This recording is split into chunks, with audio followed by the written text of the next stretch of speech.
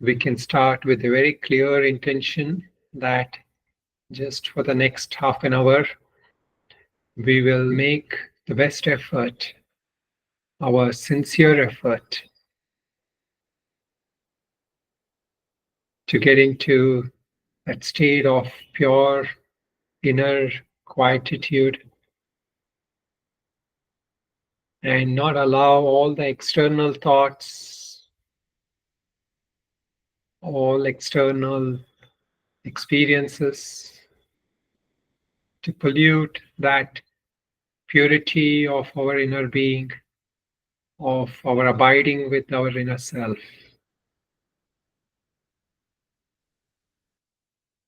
Then we can just take a few deep breaths and relax the body. The first couple of breaths just to focus on getting into a comfortable space physically. Feel that you're expelling all the restlessness, tightness, gently scanning the body to relax wherever there is excessive tightness, or if there is too much of lethargic, loose kind of restings, then just make that necessary corrections yourself. Then again, a couple of deep breaths to expel out all restlessness of the mind, purifying the prana.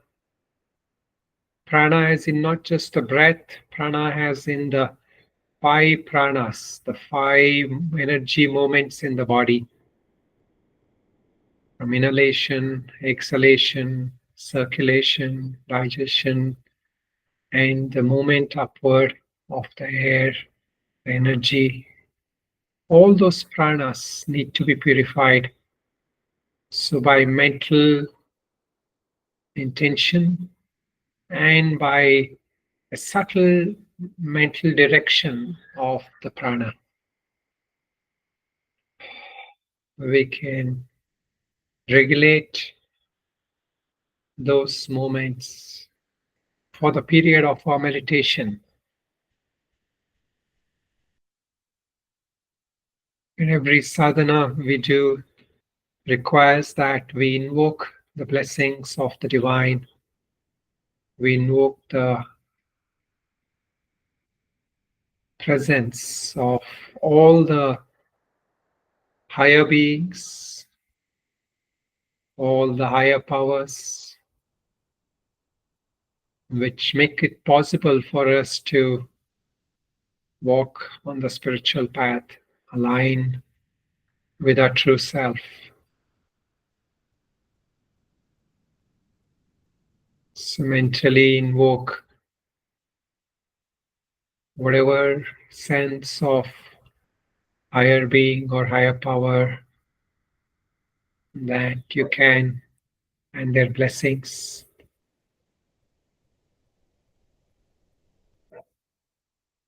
Now for a few minutes, we will just practice any recitation of a mantra, a chant, a japa,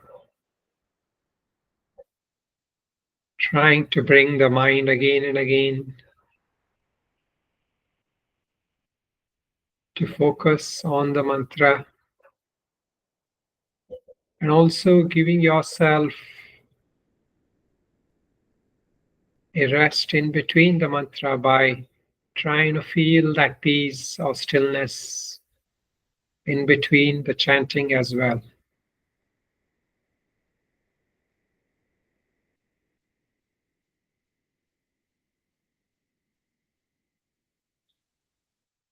A clear intention to use this time wisely, to not allow other thoughts or other plans of the day to distract us, or any kind of background experience from previous day or earlier in the day that's lingering on. We just use the mantra as a wall, as a support against all these infiltrations.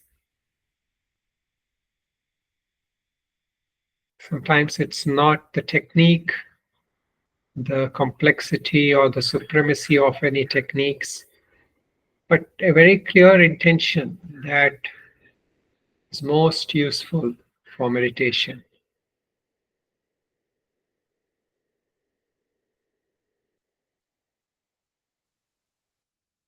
Now, slowly try to bring your awareness to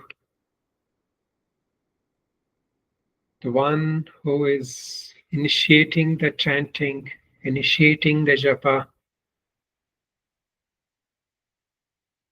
Just slow down the repetition of the japa, but remain as that seer or abide in that sense of beingness, which is not the doer of anything, which doesn't do anything, which doesn't even chant anything. All that recitation, everything is going on by itself.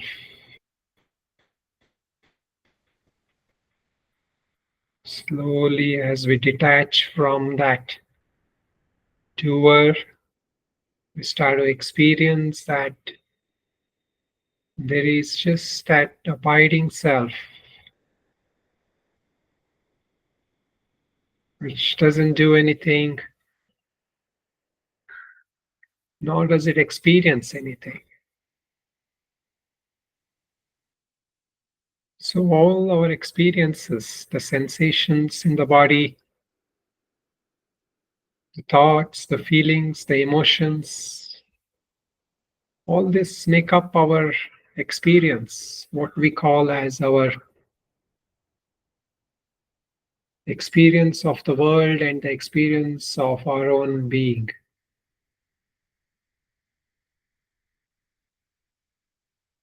But this experience is of what we generally say is Prakriti, nature. This is not our true self.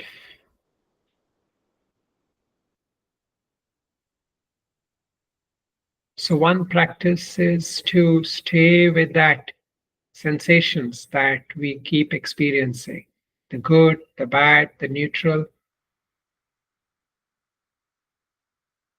and to just be a witness, watching it with equanimity, as is done in certain practices.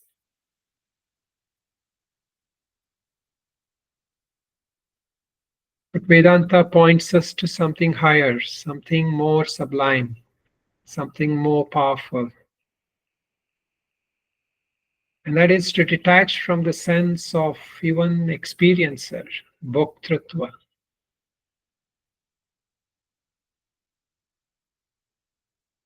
So we can just rest and now allow ourselves to just be a witness to all our experiences, physically, mentally, and as brought on by the environment. And see all this as a play of nature.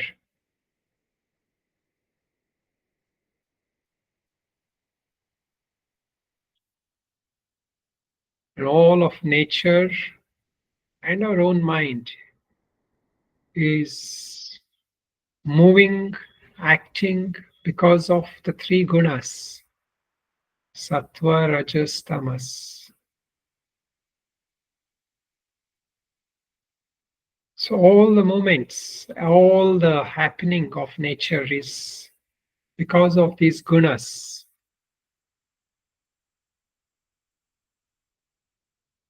Prakrite kriyamanani, gune karmani sarvashaha. Ahankara vimudatma kartahamiti manyate. So all things in nature are happening because of this gunas. When I claim that I'm doing this or this is happening to me, then that whole things becomes my experience. And then I go up with a positive experience and I fall down with a negative experience.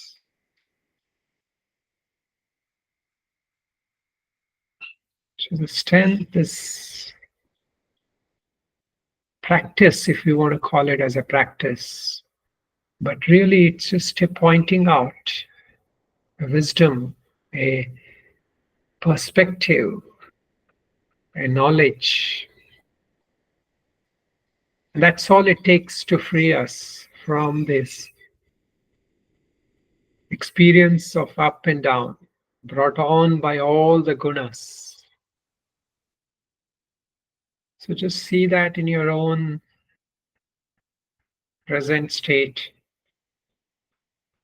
without having now to push away any thoughts or feelings. To stay at the gate of the mind and to evaluate the nature of thoughts and feelings that come into you.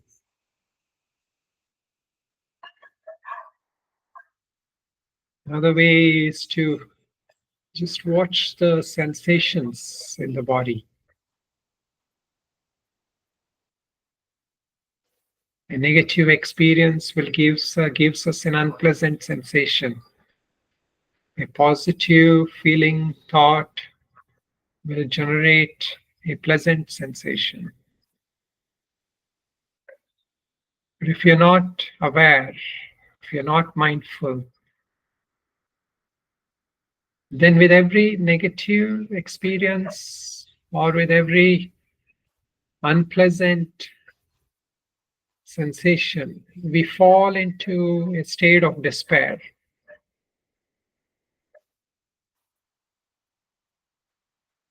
We blame people, environment, and become a victim of our circumstances.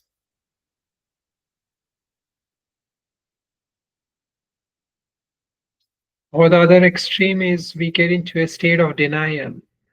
We become proud, arrogant. Neither of these reactions help us to find that inner peace, to abide in that self. Because we are identified then with nature. So when we do Mananam, what we are contemplating is not so much on trying to intellectually understand the nature of awareness, because awareness is always experienced. We don't need to really intellectually deduce it or come to a conceptual understanding about it, because it's all the time experienced. But what we do Mananam is to see how the nature reclaims itself and makes us identify with us. We become identified with that experiences we are having.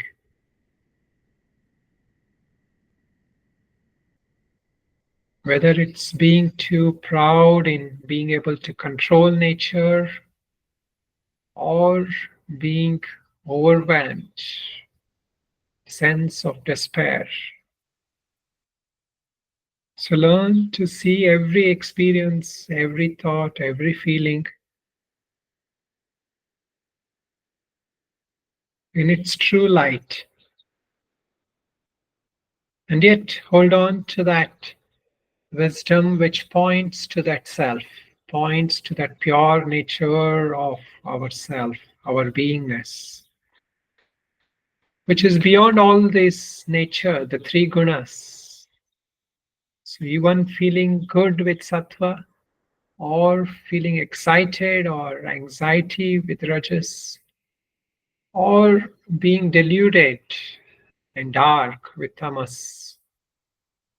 All these are mental states. So this is where the Lord tells us, Nanyam gunebhya kartaram.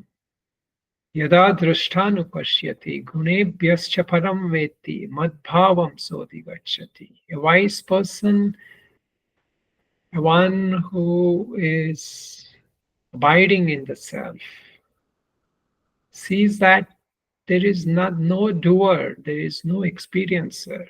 And all this is the action of gunebhya, gunas, nature, prakriti.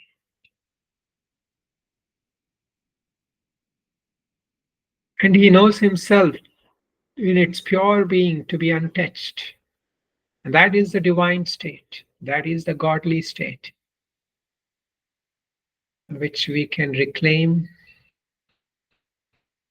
and learn to abide more and more in. So for a few minutes, try to relate it with your own personal state, personal experience,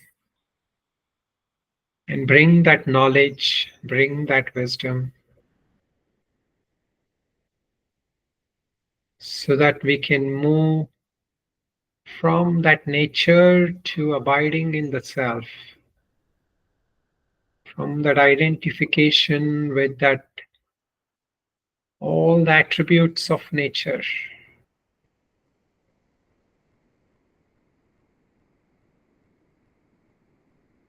and to abide in that state of nirgunatva or triguna theta, above all those three gunas, as a mere drashta, a seer, just as the divine, that state of divinity right within us.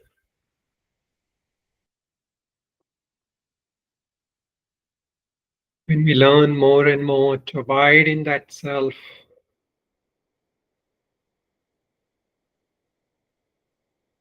it's not that we have to completely stay away from all activities. Doesn't mean that we have to leave everything and go somewhere in isolation. Although it helps to do that every now and then. It helps to retire within every day for a while. But what Vedanta tells us is to be active also in the world, but not active in the sense of getting merged, being submerged with that ups and downs of it. Abiding in that self helps us to see the world in the sense of equanimity.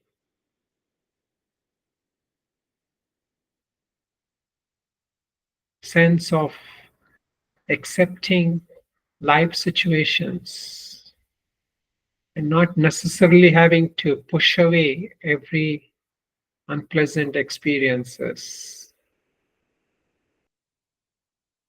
Mentally welcoming everything, but yet being aware not to get caught up with them personally.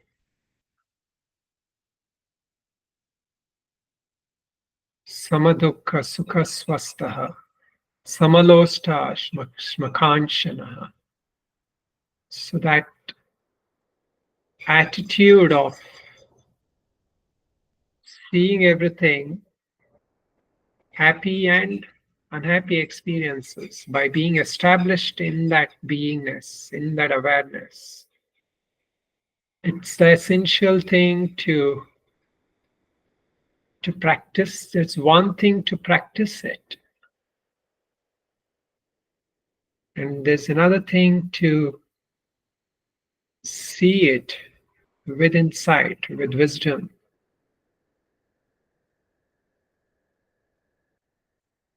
Both are necessary, but without clear contemplation on that, which we try to do every now and then, the practice loses its strength and becomes mechanical.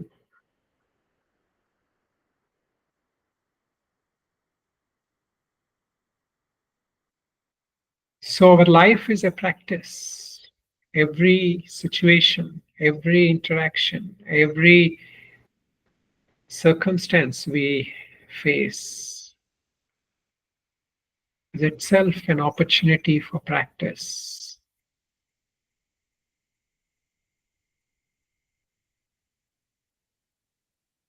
The practice gets momentum only when we contemplate on that. So, the contemplation and abiding in the self, which we are doing now, is the most useful activity we can do.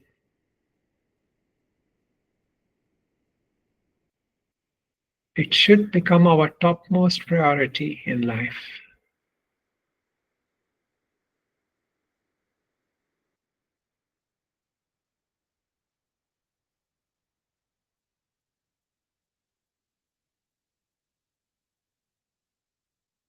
So let us take the last couple of minutes to just mentally be grateful that we were able to do this, we were able to come together and to make a resolution to bring this attitude, this seeing, this knowingness into our activities for today and for the week ahead.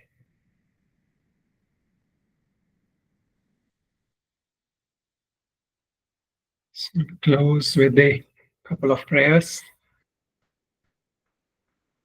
Om Sarve Bhavantu Sukhina, Sarve Santu Niramaya, Sarve Bhadrani Pashyantu, Ma Kaschid Dukkha Bhag Bhavet.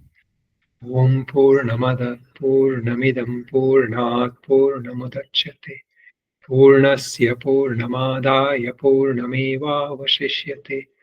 Om Shanti Shanti Shanti.